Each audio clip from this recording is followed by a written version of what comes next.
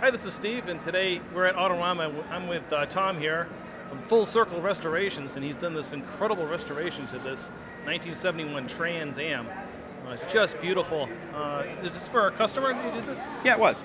Yeah, Okay. he's local here from Sacramento, Oh, okay. and he's owned it for 25 some odd years. So yeah, How did it come to you? What kind of condition was it in?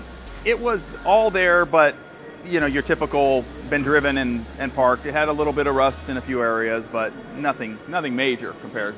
It looks like all done correct and original, back to factory standards. Was the car fairly original when you found it, or was it modified, or? No, fortunately it was. That's nice. Since he had it for so long, it hadn't been modified a whole lot. So yeah. And you did a beautiful Lincoln Zephyr, right? Yeah. I saw it at Hillsborough. Yeah, and that's going to go to Switzerland here in a couple months. Well, you do more than just muscle cars. You do classics. I mean, we do 30s through 70s, but we do gas pumps, Coke machines. I brought a couple vintage bicycles. Oh, that's neat. So you name it. It's fun to mix it up, isn't it? Oh, yeah. You don't get bored.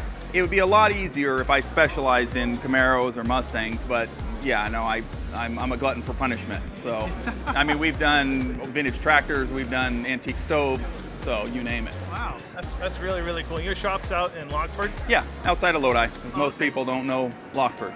Well, I know the meat market's there. If they know Lockeford, it's from Lockeford Sausage. Yeah, that's it. So what's the next stop for this one? You're going to keep showing it? Yeah. We'll do the concourse scene in the Bay Area and then kind of go from there. Okay, I look forward to seeing it. Yeah. Okay, thanks, Tom. And that's our look at this beautiful 71 Trans Am here at Autorama today in the garage. Please like and subscribe.